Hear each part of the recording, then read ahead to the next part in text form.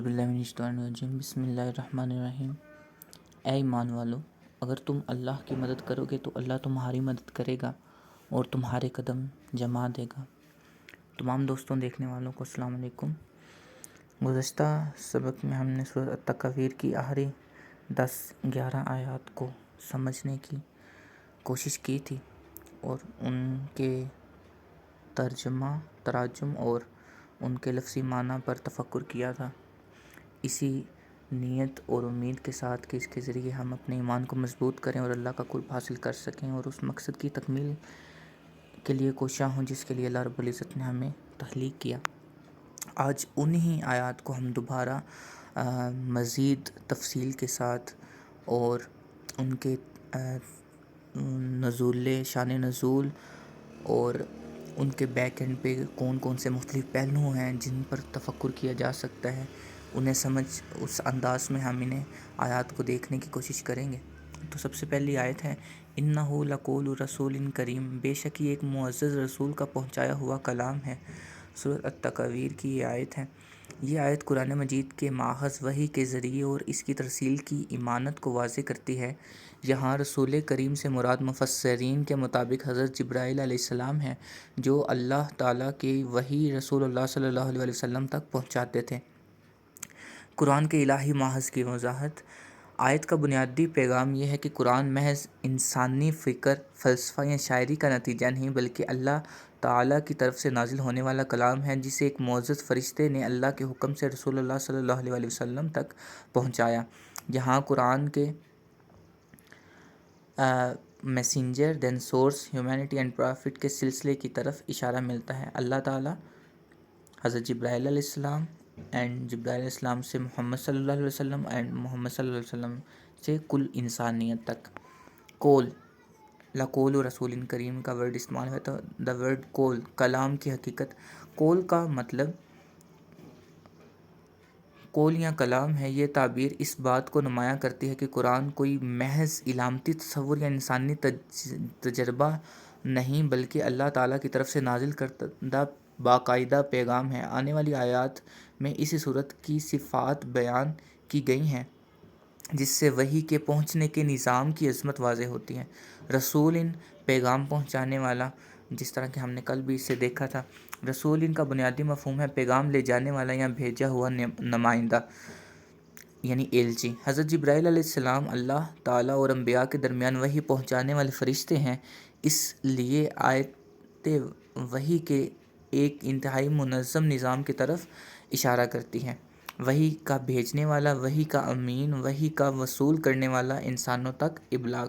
یہ ترتیب قرآن کے پیغام کی سنجیدگی اور امانت کو ظاہر کرتی ہے۔ کریم، عظمت اور شرافت۔ کریم کا مفہوم عزت والا نہیں بلکہ اس میں شرافت، بزرگی، پاکیزگی اور اعلیٰ مقام کے معنی بھی شامل ہیں، جس طرح کہ کل بھی ہم نے دیکھا تھا۔ یعنی جس فرشتے کے ذریعے یہ وحی پہنچائی گئی وہ اللہ تعالیٰ کے ہاں بلند مرتبہ اور معزز فرشتہ ہیں۔ اگلی آیات میں اس عظمت کی مزید وضاحت آتی ہے۔ ذی قوۃ، قوت والا۔ ذی قوۃ عند ذی العرش مکین، عرش والے کے ہاں بلند مقام رکھنے والا۔ مطاع، جس کی اطاعت کی جاتی ہے۔ امین، امانت دار۔ یوں پہلی آیت اگلی آیات کے ساتھ ایک بنیادی تعارف فراہم کرتی ہے۔ وحی کی امانت داری۔ اس آیت یعنی جو آیت ابھی ہم پڑھ رہے ہیں اِنَّهُ لَقَوْلُ رَسُولٍ کریم، اس آیت کا ایک اہم پہلو کمیونیکیشن آف ریولیشن ہے۔ اگر کسی پیغام کو ایک ذریعے سے دوسرے تک پہنچایا جائے تو اس میں تحریف کا امکان تصور کیا جا سکتا ہے، لیکن قرآن کے بیان کے مطابق یہاں پیغام پہنچانے والا خود ایک امین فرشتہ ہے۔ اسی لیے اگلی آیتوں سے امین یعنی امانت دار ہونے کو خاص طور پر بیان کیا گیا ہے اور ان کے مقام کو ریپرزینٹ کیا گیا، جس طرح کہ کل ہم نے دیکھا تھا۔ رسول اللہ صلی اللہ علیہ وسلم کے خلاف اعتراض کا جواب۔ مکہ کے منکرین رسول اللہ صلی اللہ علیہ وسلم کے بارے میں مختلف اعتراضات کرتے تھے، جن میں یہ الزام بھی شامل تھا کہ آپ صلی اللہ علیہ وسلم جو کچھ بیان کرتے ہیں وہ کسی غیر معمولی ذہنی کیفیت یا شیطانی اثر کا نتیجہ ہے۔ آیت 20 سے 25 کے تسلسل میں قرآن ان اعتراضات کا جواب دیتا ہے اور واضح کرتا ہے کہ وحی کا ذریعہ معزز ہے، وہ طاقتور ہے، وہ اللہ کے ہاں بلند مقام رکھتا ہے، وہ مطاع ہے، یعنی جس کی اطاعت کی جاتی ہے وہ امین ہے اور یہ شیطان کا کلام نہیں۔ لہٰذا آیت نمبر 19 جو کہ ابھی ہم مطالعہ کر رہے ہیں صرف ایک تعارف نہیں بلکہ وحی کی اتھینٹیسٹی کا مقدمہ بھی قائم کرتی ہیں کہ یہ کوئی ذہنی کیفیت یا کوئی شیطانی اثر نہیں بلکہ اللہ رب العزت کی طرف سے ایک پراپر منظم نظام کے ذریعے اور ایک ایمانت دار جو ہے ابلاغ کے ذریعے نبی پاک صلی اللہ علیہ وسلم تک، اور جو کہ خود صادق اور امین ہیں، جن کا لقب صادق اور امین ہے، ان کے ذریعے پوری انسانیت تک پہنچا ہے۔ علم کے منبع اور واسطے کی اہمیت۔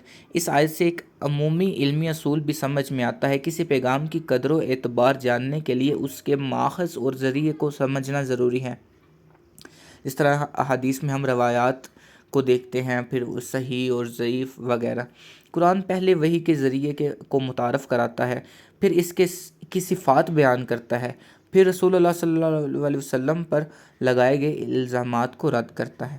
ایک نہایت مضبوط استدلالی ترتیب ہے، یعنی قرآن کی ہر آیت، جس طرح کہ ہم نے گزشتہ اسباق میں بھی اس پہلوؤں پر غور کیا تھا اور دیکھا تھا کہ ہر آیت جو ہے وہ اپنے ساتھ والی آیت کے ساتھ ایک پراپر ترتیب جو ہے اس کے ساتھ چلتی آ رہی ہے۔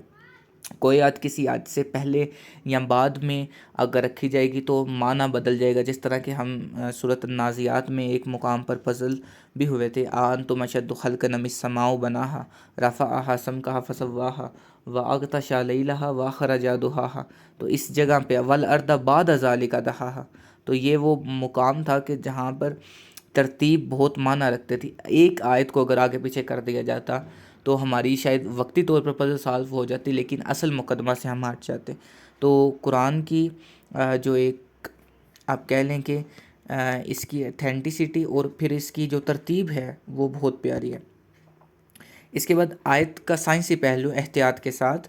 اس آیت کو جدید سائنس کے کسی محسوس دریافت یعنی الیکٹرو میگنیٹک ویو یا انفارمیشن تھیوری کا براہ راست بیان قرار دینا درست نہیں ہوگا، البتہ تصوری مماثلت ضرور دیکھی جا سکتی ہے۔ جدید کمیونیکیشن میں پیغام کی صحت کے لیے سورس، ٹرانسمیشن اور انٹیگریٹی اہم ہوتے ہیں۔ قرآن اس آیت کے سیاق وحی کے ذریعے عظمت اور ایمانت پر زور دیتا ہے۔ یہ سائنسی پیشن گوئی نہیں بلکہ ایک تصوری اور فکری مشابہت ہے، یعنی اس میں کچھ اس طرح کا سائنسی پہلو یا اسٹرونومیکل پہلو نہیں ہے، لیکن یہ ایک کمیونیکیشن سسٹم کو بھی ریپرزینٹ کرتا ہے کہ ایک اسٹرانگ کمیونیکیشن سسٹم ہے، اتھینٹک وے میں، اتھینٹک ویز میں اور اتھینٹک پرسنالٹیز کے تھرو یہ ہم تک پہنچا ہے، اس میں کوئی شبہ نہیں ہے۔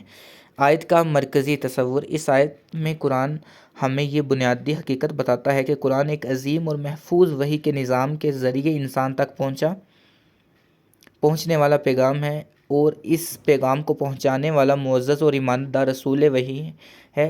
اور اگلی آیت اس ایک جملے کو مزید کھولتی ہے، کریم ذی قوت عند ذی العرش مکین مطاع ثم امین۔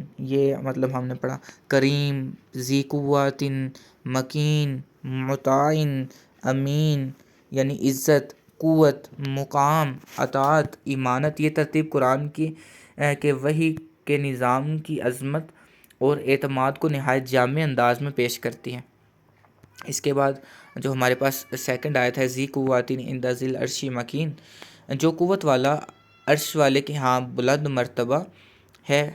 یہ آیت پچھلی آیت انہ لقول رسول کریم میں بیان کیے گئے رسول کریم صلی اللہ علیہ وسلم کی مزید رسول کریم کی مزید صفات بیان کرتے ہیں۔ رسول سے مراد یعنی پیغام رساں۔ یہاں مراد حضرت جبرائیل علیہ السلام ہیں جو اللہ کی وحی رسول صلی اللہ علیہ وسلم تک پہنچاتے ہیں۔ ذی قوتین یعنی غیر معمولی قوت، ذی قوتین کا مطلب ہے قوت رکھنے والا، طاقتور اور مضبوط۔ یہ حضرت جبرائیل علیہ السلام کی غیر معمولی قوت کی طرف اشارہ کرتی ہے۔ قرآن میں ایک اور مقام پر حضرت جبرائیل علیہ السلام کے لیے شدید القوہ کے الفاظ آئے ہیں، یعنی بہت مضبوط قوت والا۔ اس سے یہ تصور سامنے آتا ہے کہ وحی کا حامل کوئی کمزور یا غیر معتبر ذریعہ نہیں بلکہ اللہ تعالیٰ کا ایک نہایت طاقتور فرشتہ ہے۔ یعنی اگر کوئی کمزور ہوگا، یعنی کوئی ایلچی کی اگر مثال لیں اور وہ کمزور ہے طاقت کے لحاظ سے، جسامت کے لحاظ سے، تو اسے بلیک میل کیا جا سکتا ہے، اسے دبایا جا سکتا ہے، اس سے وہ پیغام چھین کر اس میں تبدیلی کی جا سکتی ہے، لیکن یہاں پر آپ کی طاقت اس بات کی ریپرزنٹیشن کرتی ہے کہ قرآن اپنی اصلی حالت میں ایک منظم وے میں اور ایک طاقتور ذرائع کے ذریعے ہم تک پہنچا ہے۔ اس سے یہ تصور سامنے آتا ہے کہ وحی کا حامل کوئی کمزور یا غیر معتبر ذریعہ نہیں، بلکہ اللہ تعالیٰ کا ایک انتہائی طاقتور فرشتہ ہے۔ وحی کے بوجھ کو برداشت کرنے کی صلاحیت، وہی ایک عظیم ذمہ داری ہے۔ حضرت جبرائیل علیہ السلام اللہ تعالیٰ کا پیغام لے کر انبیاء تک پہنچاتے ہیں۔ ذی قوتین اس بات کی طرف اشارہ کرتا ہے کہ اللہ تعالیٰ نے انہیں ایسی قوت عطا کی جو اس عظیم ذمہ داری کے لیے موزوں ہے، یعنی عظیم پیغام، عظیم ذمہ داری اور عظیم حامل وحی۔ اور یہ وحی کی عظمت کو مزید نمایاں کرتا ہے کہ وحی مطلب ایک ایسا پیغام ہے، ایک ایسا کلام ہے کہ جسے کوئی عام جو ہے شخصیت یا انٹائٹی جو ہے اس کی ذمہ داری نہیں اٹھا سکتے۔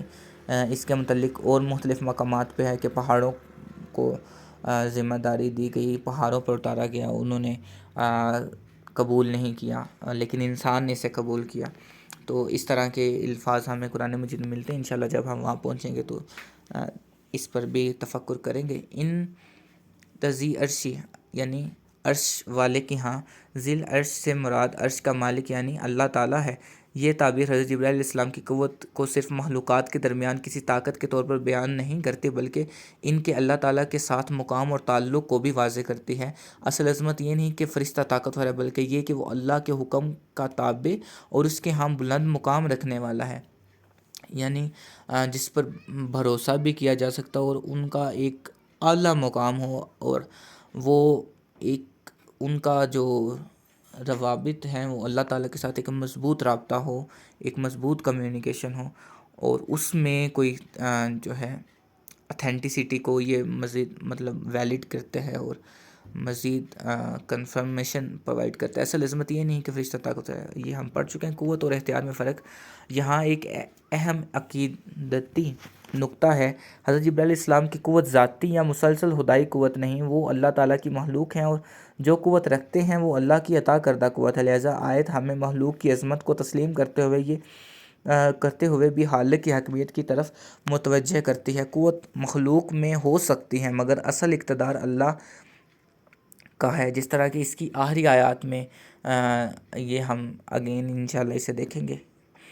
مکین، بلند اور مضبوط مقام۔ مکین کا مفہوم ایسا شخص جو مضبوط مقام، عزت اور مرتبہ رکھتا ہو، یعنی حضرت جبرائیل علیہ السلام اللہ کے ہاں ایک خاص مقام رکھتے ہیں۔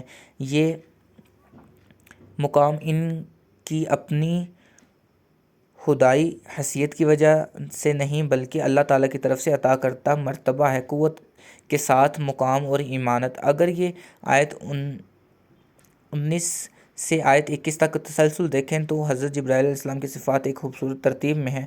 کریم یعنی معزز، قوت والا، بلند مقام والا، جس کی اطاعت کی جاتی ہے، ایمانت دار، یعنی قرآن صرف یہ نہیں کہتا حضرت جبرائیل طاقتور ہیں، بلکہ ان کی قوت کے ساتھ مقام، اطاعت اور ایمانت بھی بیان کرتا ہے۔ یہ وحی کے ذریعے کی ریلائبلٹی کو مزید واضح کرتا ہے۔ وحی کے نظام کی عظمت، اس آیت کا مرکزی پیغام یہ ہے کہ قرآن جس وحی کے ذریعے رسول صلی اللہ علیہ وسلم تک پہنچا، اس کے فرشتے کو اللہ نے خاص قوت اور مقام عطا کیا۔ اس سے وحی کے پورے نظام کی عظمت سامنے آتی ہے۔ اللہ تعالیٰ وحی کا منبع، حضرت جبرائیل علیہ السلام حامل وحی، محمد صلی اللہ علیہ وسلم رسول اور وصول کنندہ، انسانیت قرآن کی مخاطب۔ یہ سلسلہ قرآن کے پیغام کی سنجیدگی اور عظمت کو اجاگر کرتا ہے۔ روحانی اور اخلاقی سبق، یہ آیت انسان کے لیے بھی ایک گہرا سبق ہے۔ قوت کا مقصد اللہ کے حکم کی تعمیل ہونا چاہیے۔ حضرت جبرائیل کی عظمت صرف ان کی قوت میں نہیں بلکہ اس کی حقیقت میں ہے کہ وہ اللہ کے حکم کے تابع ہیں۔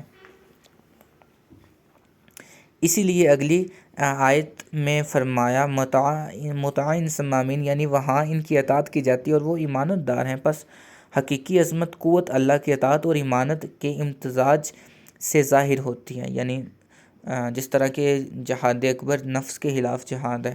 کامیاب وہ ہیں جو اپنی جانوں کو دنیا کے مشغلوں میں ضائع نہیں کرتے، تو یہاں پر وہ طاقت ریپرزینٹ ہوتی ہے۔ دس از دا مین پاور۔ اصل طاقتور وہ ہے جو اپنے غصے پر قابو پا لے، جبکہ وہ طاقت رکھتا ہو، اختیار رکھتا ہو۔ تو اس طرح کی ہمیں بہت سی باتیں جو ہیں ہماری تربیت کے دوران ہمارے بچپن میں ہمیں سکھائی جاتی ہیں. تو یہ اسی کی طرف اشارہ کرتا ہے. کائناتی غیبی پہلو. یہ آیت انسان کو ایک حقیقت کی طرف متوجہ کرتی ہے کہ کائنات صرف وہی نہیں جو انسانی حواس سے دیکھی جا سکتی ہے. اسلامی تصور وحی میں ایک غیبی عالم بھی ہے جس میں اللہ کے حکم سے فرشتے مختلف ذمہ داریاں انجام دیتے ہیں، جس طرح ہم نے سورۃ النازعات میں پڑھا تھا، والنازعات غرقا والناشطات نشطا. اب وہ تمام چیزیں ہو تو رہی ہیں لیکن ہم انہیں آبزرو نہیں کر سکتے. حضرت جبرائیل علیہ السلام کا ذکر اس غیبی نظام کا حصہ ہے. البتہ اس آیت کو جدید طبیعیات کی کسی خاص قوت، توانائی یا کازمک فورس سے براہ راست جوڑنا درست نہیں. قوتین یہاں حضرت جبرائیل علیہ السلام کی عطا کردہ غیبی قوت کے بیان کے سیاق میں ہے. آیت کا مرکزی مفہوم. یہ مختصر آیت حضرت جبرائیل علیہ السلام کی 3 بنیادی خصوصیات بیان کرتی ہے: قوت، قرب و مقام، یعنی اللہ تعالیٰ کے ہاں انہیں اللہ کا خاص قرب بھی حاصل ہے اور اللہ کے ہاں ان کا ایک بلند مرتبہ بھی ہے. تابعیت. ان کی قوت اور مقام اللہ کی عطا اور اس کے حکم کے تابع ہے، یعنی وہ اس قوت جو اللہ نے انہیں قوت عطا کی ہے وہ اسی کے حکم کی اتباع کے لیے اسے استعمال کرتے ہیں، اس کے برعکس اس کا استعمال نہیں کرتے. اللہ تعالیٰ نے اپنے کلام کی وحی کے لیے ایک ایسے عظیم فرشتے کو مقرر فرمایا جو قوت و بلند مقام میں اللہ کے حکم کے تابع ہونے کی صفات رکھتا ہے. اگلی آیت مطاع ثم امین اس عظمت میں مزید 2 بنیادی صفات اطاعت اور امانت کا اضافہ کرتی ہیں. وہاں اس کی اطاعت کی جاتی ہے اور وہ امانت دار ہے. یہ آیت پچھلی آیت ذی قوۃ عند ذی العرش مکین کا تسلسل ہے. یہاں حضرت جبرائیل کی 2 نہایت اہم صفات بیان کی جاتی ہیں، اطاعت اور امانت. وحی کے پورے نظام کو سمجھنے کے لیے یہ دونوں صفات بنیادی اہمیت رکھتی ہیں. مطاع جس کی اطاعت کی جاتی ہے، یہ کل ہم ورڈ بائی ورڈ دوبارہ ریسرچ کر چکے، جس کی بات مانی جاتی ہے، جس کی اطاعت کی جاتی ہے. یعنی حضرت جبرائیل علیہ السلام کو اللہ نے فرشتوں کے درمیان ایسا مقام عطا فرمایا ہے کہ وہ جہاں مقرر ہیں وہاں ان کے حکم کی اطاعت کی جاتی ہے. یہ ان کے اختیار ذاتی کی دلیل نہیں بلکہ اللہ تعالیٰ کی ادا کردہ ذمہ داری اور مقام کو ظاہر کرتا ہے. ثم وہاں کا یعنی جس غیبی عالم میں حضرت جبرائیل اللہ کے حکم سے اپنی ذمہ داریاں انجام دیتے ہیں وہاں ان کی اطاعت کی جاتی ہے، وہاں پر ان کو ایک خاص سرداری حاصل ہے باقی مخلوقات پر، باقی فرشتوں پر. یہ لفظ انسانی دنیا سے آگے غیبی نظام کی طرف توجہ دلاتا ہے جہاں اللہ کے حکم سے فرشتے اپنی مقررہ ذمہ داریاں ادا کرتے ہیں. اطاعت کا مطلب اللہ کے حکم کی تعمیل ہے. حضرت جبرائیل علیہ السلام کی اطاعت کا اصل مقصد اپنی ذات کی بڑائی نہیں بلکہ اللہ کے احکام کی تکمیل ہے. یہی وجہ ہے کہ آیت میں ان کی اطاعت کو ان کی امانت داری کے ساتھ جوڑا گیا ہے. یعنی وہ طاقت رکھتے ہیں، ان کا مقام بلند ہے، ان کی اطاعت کی جاتی ہے لیکن وہ اللہ کے حکم سے انحراف نہیں کرتے. امین انتہائی امانت دار، قابل اعتماد، محفوظ رکھنے والا، خیانت سے پاک. وحی کے حوالے سے یہ صفت انتہائی اہم ہے. حضرت جبرائیل اللہ کی طرف سے جو وحی لے کر آتے ہیں اسے اپنی طرف سے تبدیل کم یا زیادہ بھی نہیں کرتے. ایک تو وہ طاقت رکھتے ہیں، ان سے تبدیل کروایا نہیں جا سکتا، اینڈ سیکنڈ وہ خود بھی امانت دار ہیں کہ وہ خود بھی اس میں کوئی رد و بدل یا انحراف نہیں کرتے، تبدیلی نہیں کرتے. وحی کی حفاظت. اس آیت سے امانت کا تعلق وحی کے پیغام میں بہت گہرا ہے. ایک پیغام جب ایک ذریعے سے دوسرے ذریعے تک پہنچتا ہے تو اس کی صحت کے لیے 3 چیزیں بنیادی ہیں: پیغام کا درست پہنچنا، تحریف سے محفوظ رہنا اور امانت کے ساتھ آگے منتقل ہونا. قرآن کے بیان کے مطابق، یعنی جو پچھلی ابھی تک یہ جو 3 آیات ہم پڑھ رہے ہیں، تیسری ابھی پڑھ رہے ہیں، تو ان تینوں آیات کا جو ایک پیٹرن ہے یہ اس بات کو واضح کر رہے ہیں کہ اس کا پیغام درست کے ساتھ پہنچ بھی رہا ہے، اس میں کوئی تحریف بھی نہیں ہے، تحریف سے بھی پاک ہے، اور امانت داری کے ساتھ یہ منتقل ہو رہا ہے، اس میں کوئی رد و بدل نہیں ہے. قرآن کے بیان کے مطابق جبرائیل علیہ السلام امین ہیں، اس لیے وہ اللہ کے پیغام کو اسی طرح پہنچاتے ہیں جیسے انہیں حکم دیا گیا، ورڈ بائی ورڈ. پچھلی آیات کے ساتھ تعلق. اگر 19 سے 21 تک تینوں آیات کو ایک ساتھ پڑھیں تو حضرت جبرائیل کا ایک جامع تعارف سامنے آتا ہے. انہ لقول رسول کریم، معزز رسول ہیں. یہاں پر ان کی ان کے مقام کو ریپرزینٹ کیا جا رہا ہے. آگے ذی قوت عند ذی العرش مکین، قوت والا اور بلند مقام رکھنے والا، مطاع ثم امین، جس کی اطاعت کی جاتی ہے اور وہ ایمانت دار ہے. یہ ترتیب بہت معنی خیز ہے. عزت، قوت، مقام، اطاعت، ایمانت. یعنی قرآن پہلے حامل وحی کی عظمت بتاتا ہے، پھر اس کی قوت، پھر اس کا مقام، پھر اس کی اطاعت اور آخر میں اس کی ایمانت داری. یہ تمام چیزیں جو ہیں جو جس ذریعے کے ساتھ، جس میسنجر کے تھرو نبی پاک صلی اللہ علیہ وسلم تک پہنچی ہیں، ان کی اتھینٹیسٹی کو ڈیٹیلڈ وے میں اسٹیپ بائی اسٹیپ اور پراپر ترتیب کے ساتھ جو ہے ریپرزینٹ کر رہا ہے. قوت کے بغیر ایمانت کافی نہیں، ایمانت کے بغیر قوت خطرناک ہے. اس آیت سے ایک عمومی اخلاقی پہلو بھی سمجھا جا سکتا ہے، جسے ہم تھوڑا سا پہلے بھی ڈسکس کر چکے ہیں. ایک ذمہ دار شخصیت کے لیے صرف طاقت کافی نہیں. اگر کسی کے پاس قوت ہو لیکن ایمانت نہ ہو تو قوت نقصان دہ بن سکتی ہے. یعنی اگر اللہ نے حضرت جبرائیل علیہ السلام کو قوت عطا کی ہے، اینڈ معاذ اللہ ثم معاذ اللہ، اگر وہ اس ایمانت وہ اس قوت کے ساتھ ایمانت دار نہیں ہے اور اس علم کے ساتھ ایمانت دار نہیں ہے، تو وہ اپنی طاقت کو استعمال کرتے ہوئے اس میں رد و بدل کر سکتے ہیں. اور اگر کسی کے پاس ایمانت ہو لیکن ذمہ داری ادا کرنے کی قوت نہ ہو، یعنی اللہ وہ ایمانت دار تو ہیں لیکن اس ایمانت کی حفاظت کرنے کے لیے ان کے پاس وہ قوت موجود نہیں ہے، تو پھر ان سے تحریف کروائی جا سکتی ہے، زبردستی کروائی جا سکتی ہے، دھوکے سے کروائی جا سکتی ہے. لیکن وہ ایمانت دار بھی ہیں اور طاقتور بھی ہیں، تو وہ ذمہ داری پوری کرنے سے قاصر ہو سکتا ہے. حضرت جبرائیل کے ذکر میں دونوں صفات کا استعمال دکھایا گیا ہے، قوت بھی ہے، ایمانت بھی ہے، یعنی قوت بھی اور ایمانت بھی. اللہ کے نظام میں ذمہ داری اور اعتماد. یہ آیت یہ تصور بھی سامنے لاتی ہے کہ اللہ نے کائنات کے مختلف معاملات کے لیے فرشتوں کو محسوس ذمہ داریاں عطا فرمائی ہیں. حضرت جبرائیل علیہ السلام کی سب سے عظیم ذمہ داریوں میں سے ایک وحی پہنچانا ہے، اس لیے ان کے لیے امین کا ذکر خاص اہمیت رکھتا ہے. وحی ایک ایسا پیغام ہے جس میں معمولی سی تبدیلی بھی انسانی ہدایت پر اثر انداز ہو سکتی ہے. یعنی جس طرح سے بہت مقامات پر ہم یہ چیز ابھی تک تو دیکھ چکے ہیں، اور سب سے بڑا وہ پزلنگ پوائنٹ جو میں بار بار ڈسکس کرتا ہوں، تو ایک چھوٹی سی مطلب آگے پیچھے ایک آیت کو ہم اگر آگے پیچھے کر دیں تو جو ہے اس پر بہت بڑا اثر جو ہے وہ ایک کویشچن مارک کے طور پہ ایگزسٹ کرے گی. لیکن ایک مکمل ترتیب کے ساتھ اور ایمانت کے ساتھ اور مکمل طاقت کے ساتھ، مکمل سیکیورٹی اور اتھینٹسٹی کے ساتھ یہ پیغام نبی پاک تک اور ان سے ہم تک پہنچا ہے. رسول اللہ صلی اللہ علیہ وسلم کی صداقت کے لیے اہم پیغام، اہم دلیل. یہ آیت صرف جبرائیل علیہ السلام کی صفات بیان نہیں کر رہی، بلکہ رسول اللہ صلی اللہ علیہ وسلم کے خلاف اس الزام کو بھی رد کرتی ہے کہ قرآن کسی شیطانی ذریعے سے آیا ہے. آگے فرمایا جاتا ہے وما ہوا بقول شیطان رجیم، اور یہ کسی مردود شیطان کا قول نہیں.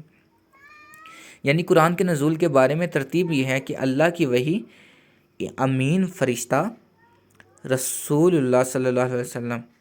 یہ ترتیب شیطانی اور انسانی تصنیف کے دعوے کی تردید کرتی ہے یہ پیغام اللہ کی طرف سے ہے اور ایک امین اور طاقتور فرشتے کے تھرو نبی پاک صلی اللہ علیہ وسلم تک پہنچا ہے. اس میں کوئی شیطانی جو ہے تحریف شامل ہو ہی نہیں سکتی، کیونکہ آپ جو حضرت جبرائیل علیہ السلام ہیں وہ اس بات پر قوت رکھتے ہیں کہ کوئی ان کو بھی چیز نہیں کر سکتا، یا کوئی ان سے تحریف زبردستی یا دھوکے سے نہیں کروا سکتا. انسان کے لیے اخلاقی سبق یا صرف غیبی حقیقت بیان نہیں کرتی، بلکہ انسان کے لیے بھی ایک اہم اصول پیش کرتی ہے. قوت ہو تو ایمانت کے ساتھ، مقام ہو تو اطاعت کے ساتھ، اور اختیار ہو تو ذمہ داری کے ساتھ. یہ آئی تھنک 3 جملے آج کے لیے آج کے سب سے آپ کہہ لیں کہ کلیئر اور سب سے ضروری اسباق میں سے ہیں کہ اگر آپ قوت رکھتے ہیں تو ایمانت کے ساتھ ہونی چاہیے، قوت ہو تو ایمانت کے ساتھ ہونی چاہیے، مقام ہو تو اطاعت کے ساتھ ہونا چاہیے، اختیار ہو تو ذمہ داری کے ساتھ ہونا چاہیے. اور یہی آئی تھنک ہمارے مارلز میں انہی باتوں کی کمی ہے کہ اگر ہم قوت رکھتے ہیں تو ہم ایمانت دار نہیں ہیں، ہم دھوکہ دیں گے، ہم اس قوت کا ناجائز استعمال کریں گے. مقام ہو تو اطاعت کے ساتھ. اگر اللہ رب العزت آپ کو کوئی مقام عطا کرتا ہے تو ہم اس میں ان اصولوں کی یا ان احکامات کی اطاعت نہیں کرتے جو کہ ہم پر فرض ہوتے ہیں. For example me being a teacher, اگر مجھے ایک مقام دیا گیا ہے ٹیچر کا، تو اب اس کے ایک ٹیچر کے لیے ٹیچنگ کے جو اصول ہیں اگر میں انہیں فالو نہیں کرتا تو میں اس کی اطاعت نہیں کر رہا. ایک ٹیچر کی جو ذمہ داریاں اگر میں پوری نہیں کر رہا تو مینس میں اطاعت نہیں کر رہا. مقام تو ہے لیکن اطاعت نہیں ہے. اختیار ہو تو ذمہ داری کے ساتھ، اگر آپ کو اختیار دیا گیا ہے تو پھر آپ نے وہ ذمہ داری پوری کرنی ہے. حقیقی عظمت اور طاقت حاصل کرنے میں نہیں بلکہ طاقت کو حق، ایمانت اور ذمہ داری کے ساتھ استعمال کرنے میں ہے. آیت کا گہرا مرکزی پیغام مطاع سمع امین. اس مختصر آیت سے جبرائیل علیہ السلام کی عظمت کے دو ستون بیان ہوتے ہیں: اطاعت المقام، اعتماد اور ایمانت. اور جب اسے پچھلی آیت کے ساتھ جوڑیں تو ایک مکمل تصور بنتا ہے. جبرائیل علیہ السلام قوت رکھنے والے، اللہ کے ہاں بلند مقام رکھنے والے، اطاعت کیے جانے والے اور وحی کے انتہائی ایمانت دار حامل ہیں. اسی لیے قرآن کے پیغام کے ذریعہ وحی کو پہلے ہی مرحلے میں قوت، مقام، اطاعت اور ایمانت کی صفات سے متعارف کرایا گیا. وما صاحبکم بمجنون، اور تمہارے ساتھی دیوانے نہیں. یہ آیت پچھلی 3 آیات کے بعد ایک نہایت اہم نتیجہ پیش کرتی ہے. پہلے قرآن نے وحی کے ذریعے کو بیان کیا، معزز، طاقتور، بلند مقام رکھنے والا، مطاع اور ایمانت دار. اب اس کے بعد رسول اللہ صلی اللہ علیہ وسلم کے بارے میں منکرین کے الزام کی تردید کی جاتی ہے کہ صاحبکم، تمہارا ساتھی. اللہ تعالیٰ نے رسول اللہ صلی اللہ علیہ وسلم کے لیے صاحبکم کا لفظ استعمال کیا، یعنی تمہارا ساتھی. یہ تعبیر بہت گہری ہے. رسول اللہ صلی اللہ علیہ وسلم ایسی شخصیت نہیں جسے مکہ کے لوگ اچانک سے جانتے ہوں. آپ نے اپنی زندگی کا بڑا حصہ انہی لوگوں کے درمیان گزارا تھا. وہ آپ کے کردار، گفتگو، معاملات، سچائی، ایمانت، عادت، معاشرتی زندگی سے واقف تھے. اس لیے قرآن کا سوال دراصل یہ ہے کہ جس شخص کو تم برسوں سے جانتے ہو، اسے اچانک مجنون کیسے قرار دے سکتے ہو؟ یعنی یہ کویسچن مارک ہے کہ وہ نبی پاک صلی اللہ علیہ وسلم کو کیسے مجنون قرار دے سکتے ہیں، دیوانہ قرار دے سکتے ہیں، جبکہ آپ کا کردار، آپ کا انداز گفتگو، آپ کی زندگی کے اور روزمرہ کے معاملات، آپ کی تجارت کے معاملات، آپ کے اٹھنے بیٹھنے کے معاملات، آپ کی سچائی، آپ کی ایمانت داری، آپ کی عادات، آپ کے معاشرتی زندگی، ان سب چیزوں سے وہ واقف تھے. تو یہ سراسر سرکشی کے لیے یہ جملہ کہا جا سکتا ہے کہ انہیں مجنون کہہ دیا جائے، معاذ اللہ. ادروائز یہ بات یہاں پہ بنتی نہیں. اسے اچانک مجنون کیسے قرار دیا جا سکتا ہے؟ That's the main question mark. نبوت سے پہلے کی معروف شخصیت رسول اللہ صلی اللہ علیہ وسلم کو مکہ کے لوگ آپ کی نبوت سے پہلے بھی صداقت اور ایمانت کے حوالے سے جانتے تھے. اور اتنا بڑا وہ جو ایک کعبہ کی تعمیر جب دوبارہ کی گئی تو وہاں پہ حجر اسود کا تنازع جو ہے اور اس پر سب کا ایک بات پر اکٹھے ہونا اور آپ کا اس کو ایک بہت اتھینٹک وے میں اور بہت بیوٹیفل وے میں ریپرزینٹ کرنا کہ کوئی جھگڑا ہی باقی نہ رہا. تو یہاں پر یہ کویسچن یہ کہہ دینا کہ انت مجنون، یہ تو بیسیکلی یہ کویسچن مارک ہے جس کے متعلق قرآن بھی کہہ رہے ہیں وما صاحبکم بمجنون، اور آپ کے ساتھی جو ہیں وہ مجنون نہیں ہیں، دیوانے نہیں ہیں، معاذ اللہ. نبوت سے پہلے کی معروف شخصیت رسول اللہ صلی اللہ علیہ وسلم کو مکہ کے لوگ آپ کی نبوت سے پہلے بھی صداقت اور ایمان کے حوالے سے جانتے تھے. آپ کی شخصیت میں کوئی اچانک کوئی ایسی تبدیلی نہیں آئی تھی جو عقلی یا اخلاقی عدم توازن کی دلیل ہو. یعنی اچانک وہ کچھ اور برتاؤ کرنے لگ گئے. ان کا برتاؤ، ان کا بات کرنے کا انداز سب کچھ سیم تھا، اس میں کوئی تبدیلی نہیں آئی تھی. بلکہ نبوت کے بعد آپ صلی اللہ علیہ وسلم نے ایک واضح، منظم اور مسلسل پیغام پیش کیا. اللہ کی وحدانیت، آخرت، اخلاق، عبادت، عدل، انسانی ذمہ داری، یہ ایک مربوط دعوت تھی، نہ کہ بے ربط خیالات کا مجموعہ. یعنی جس طرح کہ اگر مجھے پوئٹری کا تھوڑا بہت شوق ہے تو جب مائنڈ میں جو جس طرح کے ایموشنز چل رہے ہوں اس طرح کی پوئٹری ہو جاتی ہے. تو اس طرح کی مطلب ایک بے ترتیبی سی کوئی بات نہیں ہو رہی تھی، بلکہ ایک ترتیب کے ساتھ، ایک پراپر ربط کے ساتھ مربوط وے میں دعوت دی جا رہی تھی، جس پہ کویشچن رائز نہیں ہو سکتا۔ ایک ایک آیت پراپر ترتیب کے ساتھ نازل ہو رہی ہے، پراپر اتھینٹسٹی کے ساتھ نازل ہو رہی ہے، جن کو ہم نے اوپر پچھلی 3 آیات میں ہم نے ڈیٹیل میں سمجھنے کی کوشش کی ہے۔ تو یہاں پر یہ کویشچن ارائز نہیں ہو سکتا۔ مجنون، الزام کی تردید، مجنون کا تعلق جنون سے ہے، اور آیت میں منکرین کے اس الزام کو رد کیا گیا ہے کہ رسول اللہ صلی اللہ علیہ وسلم جو کچھ بیان کر رہے ہیں وہ کسی ذہنی اختلال یا غیر معمولی کیفیت کا نتیجہ نہیں۔ قرآن اس الزام کو محض جذباتی انداز میں رد نہیں کرتا، بلکہ پہلے کی آیات میں وحی کے ذریعہ کی صفات بیان کر کے ایک منطقی سیاق قائم کرتا ہے۔ یعنی اگر ہم وحی کے نزول کو دیکھا جائے اور پھر اس آیت کو دیکھا جائے، اس ترتیب کو دیکھا جائے، تو اس بیوٹی کو آپ انڈرسٹینڈ کر پائیں گے۔ وحی کا معزز رسول، قوت والا، بلند مقام والا، مطاع، امین، اور وحی وصول کرنے والا رسول صلی اللہ علیہ وسلم مجنون نہیں۔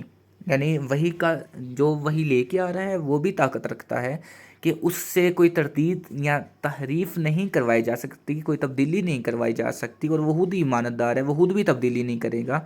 اور جن تک پہنچ رہی ہے ان کی صداقت، ان کی ایمانت داری، ان کے صادق اور امین ہونے کے گواہ تو کفار مکہ پہلے سے تھے، اور ان کی نیچر، ان کی اخلاقیات، ان کا وے آف ٹاکنگ، یہ بھی ان کے سامنے تھا۔ تو یہ کویشچن یہاں پہ ارائز وہ کر ہی نہیں سکتے، یہ ایک بے تکی سی بات لگتی ہے۔ اور اس ترتیب کے بعد ان آیات کی ترتیب کو دیکھا جائے تو یہ واضح طور پر اس بات کو ریپرزینٹ کر رہی ہے۔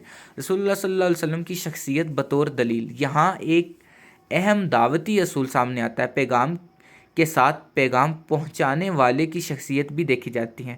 اگر کوئی شخص زندگی بھر جھوٹ، خیانت اور فریب میں مشہور ہو، پھر اچانک دعویٰ کرے کہ وہ اللہ کا پیغام لایا ہے، تو اس دعوے کی تحقیق میں اس کے کردار کو ضرور دیکھا جائے گا۔ یعنی جو اپنے جھوٹ اور خیانت کی وجہ سے مشہور ہے، وہ اپنی طرف سے کچھ بھی جھوٹ کہہ سکتا ہے، لیکن آپ کی صداقت اور ایمانت پر تو کسی کو کوئی کویشچن ہی نہیں تھا۔ اگر کوئی شخص، لیکن رسول اللہ صلی اللہ علیہ وسلم کی زندگی میں صدق، ایمانت اور اعلیٰ کردار نمایاں تھا، اس لیے قرآن انہیں صاحبکم کہہ کر مخاطبین کے اپنے تجربے کو دلیل بناتا ہے۔ یعنی یہاں پر اپنی طرف سے ایک ترتیب کے ساتھ وہ ایک اتھینٹسٹی کو تو ریپرزینٹ کیا جا رہا ہے، لیکن جب نبی پاک صلی اللہ علیہ وسلم کی بات آئی ہے، حضرت جبرائیل علیہ السلام کی اتھینٹسٹی قرآن نے بیان کیا، لیکن جب نبی پاک صلی اللہ علیہ وسلم کی اتھینٹسٹی کی بات آئی ہے تو انہی کی آبزرویشن کو، کہ آپ خود تفکر کریں، آپ خود سوچیں کہ آپ کیا کہہ رہے ہیں، کہ آپ کے کان سن رہے ہیں کہ آپ کیا کہہ رہے ہیں۔ اپنی نبی پاک کے کردار کو دیکھیں اور پھر ان پر لگائے گئے اس الزام کو دیکھیں۔ دعوت قرآن کی عقلی جہت، یہ آیت ہمیں یہ بھی سکھاتی ہے کہ قرآن اپنے مخاطبین کی طرف یہ نہیں کہتا کہ میری بات مان لو، بلکہ ان کے سامنے غور و فکر کے سوالات رکھتا ہے۔ تم اس شخص کو جانتے ہو، اس کی زندگی تمہارے سامنے ہے، کیا اس کے کردار میں جھوٹ اور خیانت دیکھی؟ کیا اس کا پیغام بے ربط ہے؟ یعنی اس میں کوئی ترتیب آپ کو نہیں مل رہی، پراپر ترتیب کے ساتھ ایک ایک آیت جو ہے وہ ترتیب کے ساتھ نازل ہو رہی ہے۔ کیا اس کی دعوت ذاتی مفاد پر قائم ہے؟ کیا وہ آپ سے کوئی بدلے میں کچھ آپ سے مانگ رہے ہیں؟ تابع من لا یسألک مجرا وہم محتدون، آپ سے کچھ مانگ رہے ہیں بدلے میں؟ یعنی قرآن انسان کو مشاہدہ، عقل اور کردار کی بنیاد پر سوچنے کی دعوت دے رہے ہیں کہ خود سوچو، خود فیصلہ کرو کہ جو تم کہہ رہے ہو کیا آپ کو لگتا ہے کہ آپ صحیح بات کہہ رہے ہو، کیا بس آپ جان چھڑوانا چاہ رہے ہو یا سرکشی کر رہے ہو۔ وحی اور انسانی تجربے کا تعلق، آیت 19 سے 22 کا تسلسل بہت خوبصورت ہے۔ پہلے کہا گیا انہ لقول رسول کریم، یہ معزز رسول کا بھیجا ہوا کلام ہے۔ پھر ذی قوت، وہ قوت والا ہے، مطاع ثم امین، وہ مطاع اور امین ہے، وما صاحبکم بمجنون، تمہارا ساتھی مجنون نہیں، معاذ اللہ۔ یعنی قرآن پہلے وحی کے ذریعہ کی کریڈیبلٹی بیان کرتا ہے، پھر وحی کے وصول کرنے والے رسول کی کریڈیبلٹی کو واضح کرتا ہے ود دیر اون آبزرویشن، جو یہ کویشچن اٹھا رہے تھے۔ رسول اللہ صلی اللہ علیہ وسلم اور وحی کے درمیان فرق، ایک اہم عقیدتی نقطہ یہ بھی ہے کہ رسول اللہ صلی اللہ علیہ وسلم قرآن کے مصنف نہیں، یعنی انہوں نے خود سے نہیں لکھا، بلکہ اللہ کے رسول اور وحی کے وصول کنندہ اور مبلغ ہیں۔ پچھلی آیتوں سے حضرت جبرائیل علیہ السلام کا ذکر اور اس آیت میں رسول اللہ صلی اللہ علیہ وسلم کا ذکر اسی ڈسٹنکشن کو واضح کرتا ہے۔ یعنی اللہ تعالیٰ پھر اللہ سے وحی، وحی کا حضرت جبرائیل علیہ السلام کے ذریعہ رسول اللہ صلی اللہ علیہ وسلم تک پہنچنا اور پھر آپ سے پوری انسانیت تک پہنچنا، یہ ایک مکمل ربط ہے، اس میں کوئی اپنی طرف سے چیز کی ایڈیشن نہیں کی گئی، اور وہی بھی جو ہے وہ مکمل اتھینٹیسٹی کے ساتھ جو ہے وہ انسانیت تک پہنچی ہے۔ اس کے درمیان میں کوئی ایسی انٹائٹی موجود نہیں جو اپنی حیانت کی وجہ سے یا اپنی کمزوری کی وجہ سے بیان کی گئی ہو۔ رسول اللہ صلی اللہ علیہ وسلم اپنی طرف سے قرآن نہیں بنا رہے بلکہ اللہ کا پیغام انسانوں تک پہنچا رہے ہیں۔ صاحبکم میں ایک دعوتی چیلنج ہے، تمہارا ساتھی، لفظ تمہارا ساتھی میں ایک طرح کا سوال پوشیدہ ہے، تم اسے جانتے ہو، پھر تم اس کے بارے میں ایسا الزام کیسے لگا سکتے ہو؟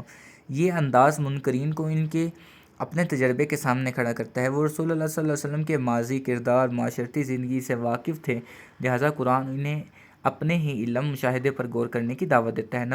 نفسیاتی اور سماجی پہلو، یہ آیت ہمیں یہ بھی سمجھاتی ہے کہ جب کوئی شخص کسی غیر معمولی پیغام کو رد کرنا چاہتا ہے تو کبھی کبھی وہ پیغام کا جواب دینے کے بجائے پیغام پہنچانے والے کی شخصیت پر حملہ کرتا ہے۔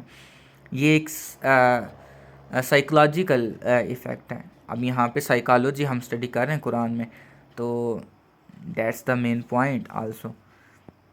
قرآن اس طریقہ کار کو سامنے لاتا ہے اور بنیادی سوال کی طرف واپس لے جاتا ہے، پیغام کیا ہے، اس کا ماخذ کیا ہے، اسے کون پہنچا رہا ہے، کیا اس پر الزام لگایا گیا الزام حقیقت پر مبنی ہے؟ یہ آج کے علمی فکری مباحث میں بھی اہم اصول ہے کہ شخصیت پر الزام لگانا دلیل کا متبادل نہیں۔ آیت کا روحانی پیغام، اس آیت سے رسول اللہ صلی اللہ علیہ وسلم کی عزت اور مقام بھی واضح ہوتا ہے۔